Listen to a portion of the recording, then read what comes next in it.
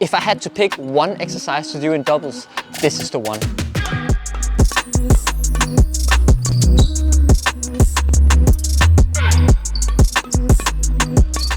If you like badminton, subscribe to this channel. We promise to provide weekly badminton content.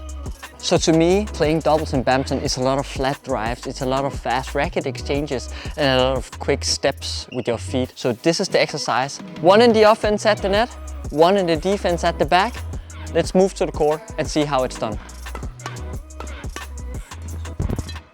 As the net player in this flat drive exercise, for me it's super important that you keep your racket high and you keep your swings small, sort of say. So we don't want big swings like this. We want to keep our racket high and basically move our racket around, change grips between whatever it is, pan grip, forehand, backhand, bevel, depending on the situation. One thing I want you to remember as well is to move your feet. So it doesn't help that you're super fast with your racket if your feet are almost glued to the court. So I would really like you to stay on your toes so you're always ready to move depending on the situation. Another thing I want you to mind as a net player here in this drive exercise is first of all adjusting the pace. Sometimes you can push a little bit harder and put power in your drives, and sometimes you take the pace a bit off. Maybe even you do a bit of block shots to move the defensive player a bit forward.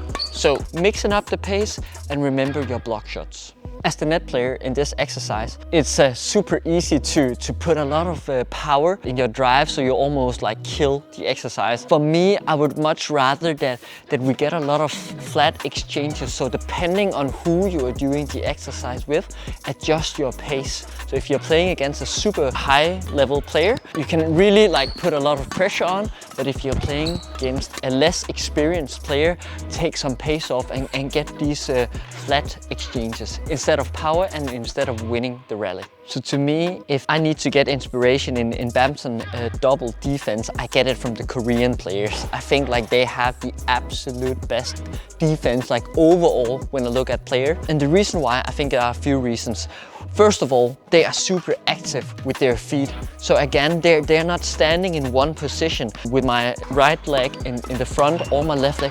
They are constantly moving depending on what situation and what shot they just played. So they're able to anticipate. So I think the feet here are really the key.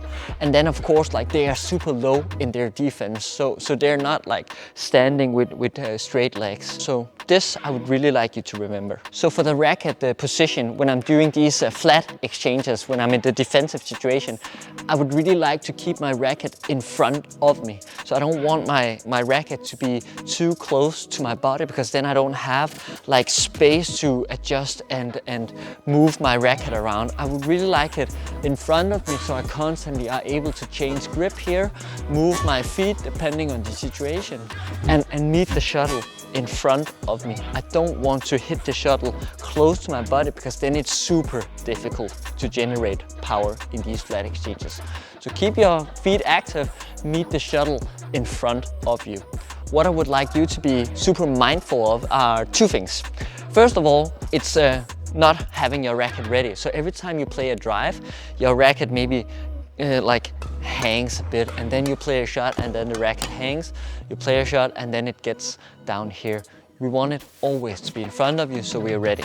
Remember that. The second thing is, and that's a very common mistake, even the top players are doing it, but try to be mindful as much as you can. Every time you get under pressure, you play a shot and then you move backwards. You play a shot and then you move backwards. You do that because you want a bit of extra time, but what will happen is at the end, I end up here, so that means I've opened the entire court.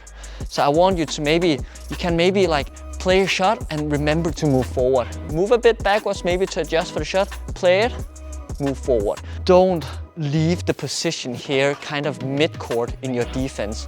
So I don't want you to play a shot, move backwards, play a shot and move backwards. It happens, to just be mindful in your practice. This was one of my recommendations on one exercise to do to improve your doubles game, because you're both practicing your offense, you're also practicing your defense, and you're practicing the fast racket exchanges. I've linked a couple of more videos in the description if you want to improve your doubles, so go and have a look on those as well.